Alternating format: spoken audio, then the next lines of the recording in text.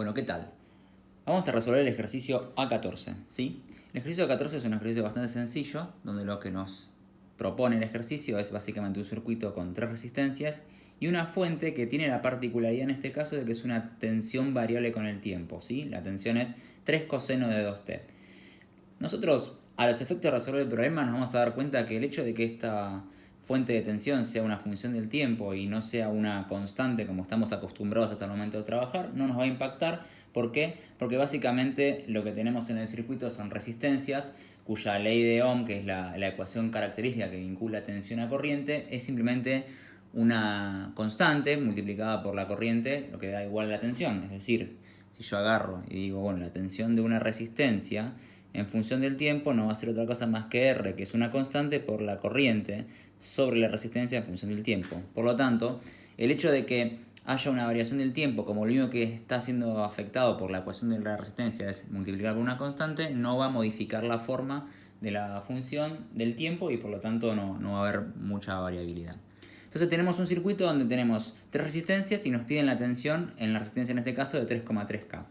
Entonces, lo primero que vamos a observar de este problema es darnos cuenta que, por supuesto, tenemos que referenciar este circuito a una masa, ¿sí? Que sería puesto esto acá convenientemente. Entonces, lo primero que vamos a notar es que, como la fuente de tensión es una fuente de tensión independiente, esta resistencia que estamos viendo acá de 100K, a los efectos de calcular esta tensión no impacta, no modifica. ¿Por qué? Porque la fuente de tensión va a entregar toda la corriente necesaria para que esta resistencia tenga su corriente, pero esta otra rama va a recibir la misma tensión. Por lo tanto, si yo saco esta resistencia por un momento, si bien la corriente que entrega la fuente va a cambiar, a los efectos de esta tensión se va a mantener el mismo valor. Por lo tanto, lo que tengo es un circuito sencillo de un divisor resistivo, ¿sí? El divisor resistivo se resuelve muy simple, entonces vamos a resolverlo de manera general acá abajo y después vamos a aplicarlo acá. Supongamos que yo tengo entonces una fuente cualquiera llamada B y tengo una resistencia R1 y una resistencia por acá R2, ¿no? No importa la forma que tiene B, lo único que importa es que es una fuente de tensión y que tengo dos resistencias, ¿sí? Si yo quisiera calcular la tensión que cae sobre R2, llamémosla B2, ¿sí? Lo que tendría que hacer es, para resolverlo de una manera integral, es primero calcular la corriente sobre esta malla, ¿sí? La corriente sobre esta malla, ¿quién va a ser?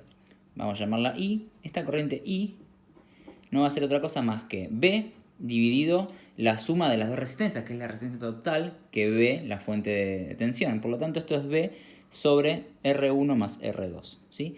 Entonces, una vez que tengo la corriente, ¿sí?, que circula por la malla, si yo quisiera calcular B2 directamente se va a poder encontrar como la corriente por R2, ¿sí?, que es directamente la tensión sobre la resistencia de R2. Esto quiere decir que esto es I por R2.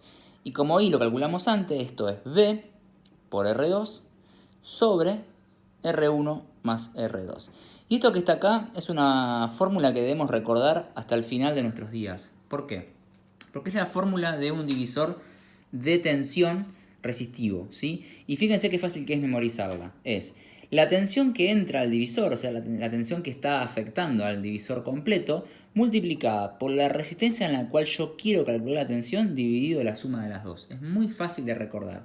Entonces, si logramos entender esta forma digamos, de trabajar con esta ecuación, vamos a aplicarla acá. ¿Qué tenemos que hacer acá? Tenemos la tensión que está siendo aplicada a esta rama, ¿sí? Olvidémonos de la resistencia de 100K, y lo que tengo que hacer para calcular BO es básicamente BS de T multiplicado por 3,3K dividido la suma. Es decir que a los efectos de resolver el problema, esto va a ser BO de T igual a BS de T multiplicado por 3,3K dividido, en este caso 2,2K más 3,3K. Esto es exactamente igual a BS de T multiplicado por 3,3K dividido 5,5K. Este coeficiente de acá da 0,6. Por lo tanto, la 0,6 multiplicado por 3 coseno de 2t me va a dar 1,8 por coseno de 2t. Tan simple como eso y llegamos al resultado del problema. Espero que se haya entendido. Cualquier duda nos consultan. Hasta luego.